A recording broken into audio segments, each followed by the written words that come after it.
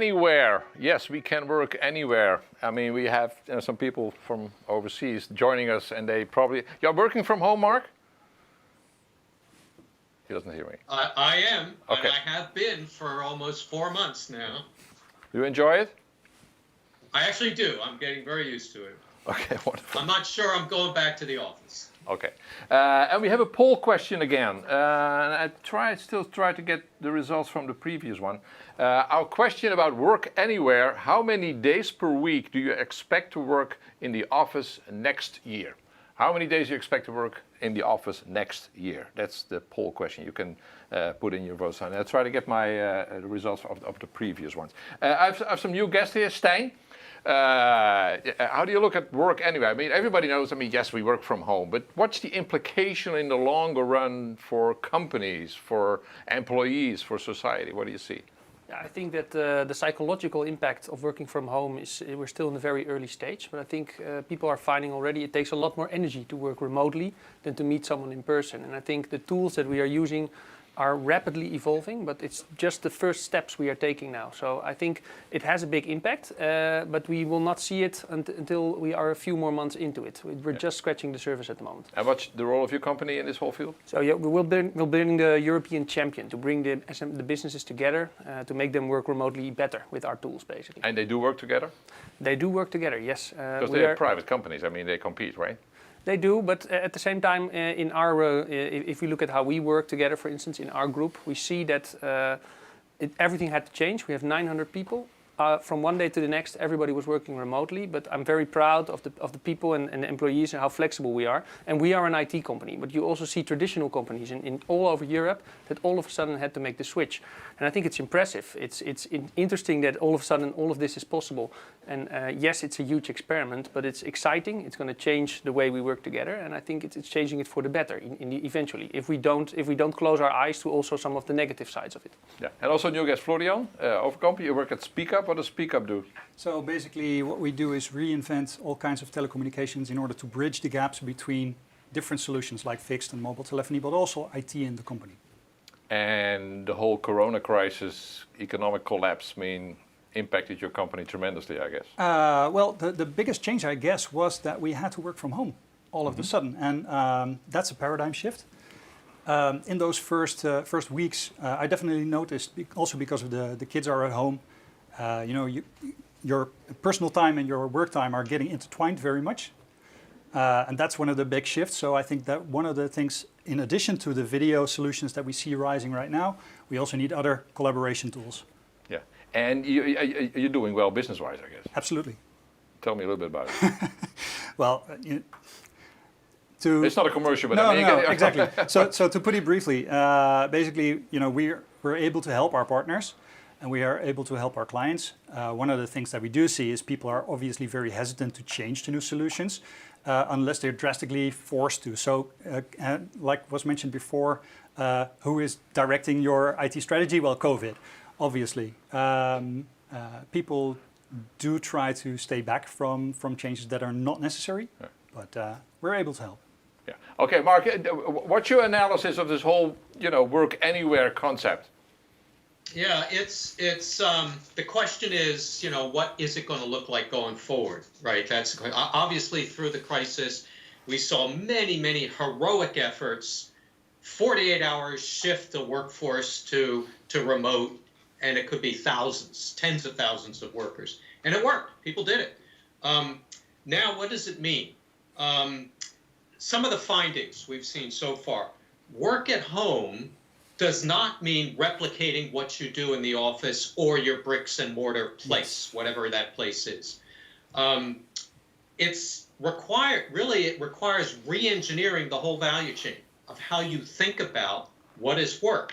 What are the parts? Technical, clearly, and I think that's probably what we jumped on first, providing the tools to those workers to be able to collaborate, stay in touch, Teams, video, Zoom, Slack, whatever. And then the technical aspects, the network connectivity, the VPNs, the access to cloud applications. So a lot of technical aspects, not to be minimized, but generally they've been there. It's a question of scaling them. There's also an economic factor here. that organizations are beginning to think about. What is the cost of a work-at-home employee versus an employee in brick and mortar office? It's less work at home. Real estate is very expensive. Also think about travel costs. Yeah. You take travel expenses out. You can load up those work at home employees with cameras, laptops, printers, everything you want. You're still at a fraction of what your travel costs would be. But then finally, there's a people aspect to this. I think somebody mentioned this earlier. How do you do this now? How do you hire? How do you coach and train people? Yeah. Privacy issues for those working home. So there's a lot of things we still have to figure out. The important thing is it's not just replicating what we did in the office. Yeah. And I have another guest before we go to a little video clip. Remco de Kramer with Microsoft. Tell us a little bit about your Teams product. I mean, that must be through the roof. Yeah, there have been interesting times, definitely. Yeah. So we went from a situation where Teams was a cool product, which was new. Everybody knew it was the future of smart communications. And then all of a sudden, but it was not a household name. It was not a household name. No, definitely not. But then all of a sudden, it became mission critical to keep your business running. So COVID definitely accelerated us into the future. And when we look at our statistics, we saw in the Netherlands an increase of 14 times in the amount of active users in 4 days. 4 days? The first 4 days of the lockdown. And can you handle it? We had a couple of small bumps, but I believe everybody understood that because you don't size for these kind of things. Most importantly is that it were only small bumps and we could handle it. Okay, and wonderful. It's running well. Yep. But imagine buying or building a new office shortly before the whole corona epidemic hit. Mm-hmm. That happened to one company. A brand new office building. I wonder whether there are any people in there. VoiceWorks are the provider for remote working. I wonder how they see the future. How do you look at this building, the usage of this building after what happened in March? I think the purpose of the building will change because we are all very satisfied with working at home or working remote. But I think that the contact between people and colleagues is very important for getting energized, getting new ideas. So we need to see what the purpose of the building will be in the future to contribute to a very productive working environment as a total to an employee. And what would you see being the purpose? The purpose of the building should be that you have a place to go when you decide what you want to do in that specific place. So if you want to brainstorm, we all experience now that's difficult to do online or to do all the time online. This period has many advantages of working at home, so we stick to that, but we create a new working environment based on the employee, based on the people, and we see what place the home base or the remote base will have and what base this building will have in that world. Which developments actually do you envisage for the future? When I look at the products and services we make, I think also the collaboration tools will accelerate in development. So we will add more features and we will speed up the introduction of new products and services. In January we thought the phase we're in today would be in 3, 4, 5 years. And we accelerated and that part of the future is here today. Hey, Mark, talking about, working from home and thinking about offices and square footage. I mean, think about Washington, D.C. or New York City. I mean, the impact must be, huge and dramatic for those folks who invested heavily in offices, right? Oh, yeah. Yeah. I think, the new word we hear now is Dedensify, right? If you're going to go back to the office, it's not going to be laid out like they've been. You have to have much bigger distances between people. You have to alternate the people who are in the office because you can't have them all there at once. Also, my office is in Midtown Manhattan on the 26th floor. I'm not sure I want to share an elevator. Can I have a system where I can reserve the elevator as I get off the subway and enter my building so I can have my own elevator? So there's a lot of considerations like this that people are working through. Again, it won't be like it was before, even when we do begin to open up and go back in the office. And as you know, in the U.S., some places are now, after opening, they are now closing again. So, it's a very volatile situation. Yeah. And Remco, what about Microsoft here? You have a big facility here in Holland as well, big offices. How do you deal with this 1.5 meter thing, or just people stay home? Yeah, so far our office is still closed and Okay. will reopen soon. But when we reopen, we're in a new hybrid reality where we have fewer people working from the office and a lot of people working from home. And that sets challenges to your meeting culture. And one thing that is very important is that your meetings are inclusive. Nobody must be left behind, and everybody must have an equal voice at the table. So that means that people participating from remotely must have an equal voice to the people participating at the actual table. And you do that by making sure you enable your office your rooms for video-based meetings, like with Microsoft Teams. Yeah. But Florian, how do you, I mean, working from home is great, but you also need creativity. You have to motivate each other. Absolutely. I mean, the water cooler talk, you know, it's not useless. It's something that's part of office culture. How do you deal with motivation? How do you deal with creativity, which is so necessary in this exactly. sector? So that's a major problem, and I think that scheduling more video meetings is part of the solution, but it's not the only one. We've been seeing large uptakes in, for instance, chat, so that people can do the work when they want to, when it suits them, which matches much more their personal situation. And you also need to embed room for that kind of serendipity talk in those kinds of environments as well. Yeah. I hope that is what we will use our offices for. That we'll use it for creative meetings. Exactly, and it's a meeting for place, connecting with obviously, each other. yes. Yeah. Yeah, And then the bulk of work, you get that done from home. Yeah. Yeah. What about you? Yeah, so I think we heard a lot of things here around also using different applications. Everybody's developing in making this new unified collaboration application ready and available for more creativity. I think when I look at the developments of the last couple of weeks, interestingly enough, the headsets obviously exploded from a business point of view. I mean, nobody can buy a headset at the moment anymore. It's improving now, but that has been an issue for a long period of time. But the video investments done by companies over the last couple of weeks have been pretty stable, which was surprising to me because I would have expected that to slow down because of office closure.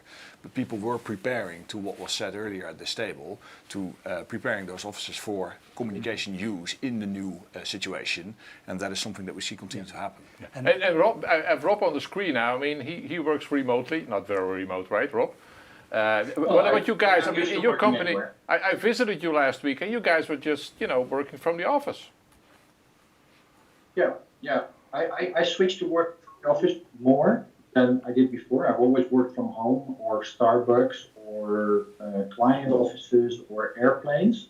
So for me, this last couple of months was different in the sense that I was working more from the office, at proper distancing, etc. Of course.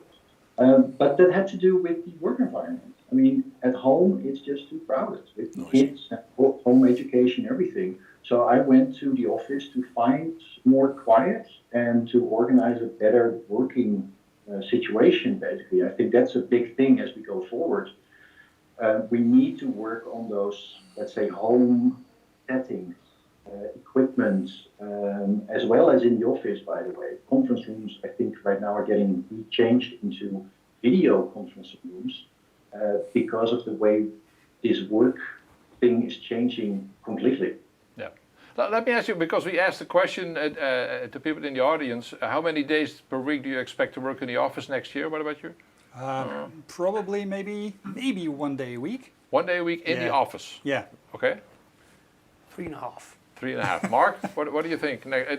Despite the elevator? Yeah, I'm thinking maybe 1 day as well. Okay. I would like to be in the office, actually, but... You like working in the office? I mean, to meet people and, social part of it? Yeah, it's better. Yeah, for me, it's better. Okay. Oh. I've been in sales all my life, so it's a day max a week. Okay, maybe because you're traveling. Absolutely. Yeah. And Rob, what do you think next year? Well, I hope to go back to traveling. I miss that part as well, the traveling, because it's kind of weird. So I hope to go back to maybe 1 day at my own office and a couple days a week on the road again. Okay. That part I really miss. I mean, I miss the interaction, the social part, the conferences. I mean, it's great at what we're doing here, but it's still a little bit different from a traditional conference where you get to. What about you, Remco?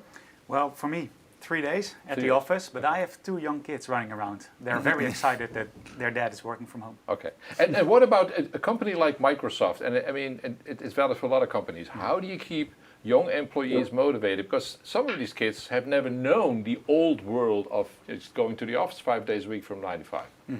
Yeah. Well, I think you keep them motivated by giving them the tools that they know and they're familiar with to empower them to work in the way that they're used to work. Don't force them to work in a certain way. Give them the liberty to work the way they want. I think that's critical to keep them motivated. Yeah. Let me look at the results of our poll. Nobody says I will not work from home. The most votes go to 2 days or 3 days a week. How many days do you? It's about 2 or 3 days actually in the office. That's 39 and 33%. There are not that many people who say, I'll work 5 or 6 days. You know, that's the most people do 2 or 3 days. So a little bit average. So you're more or less in the. Oh, you would work less. Your expectation. You said 1, 2. Yeah. Okay. Will the old world ever come back? No. Nope. I hope not. Will the old not, world ever exactly. come back, Mark? No, I don't think so. I mean, it's a change, and it's not going to. It may even out a little bit, but it's going to change forever, basically. That's what you're saying? I think so. Yeah, I think it's tough time to be in the office real estate business. Okay. Yeah. But we got an advice to invest in Amazon and not in offices, right? Okay. Let's talk a little bit more about technology, not so much about work and that kind of stuff, but let's talk about cloud and APIs.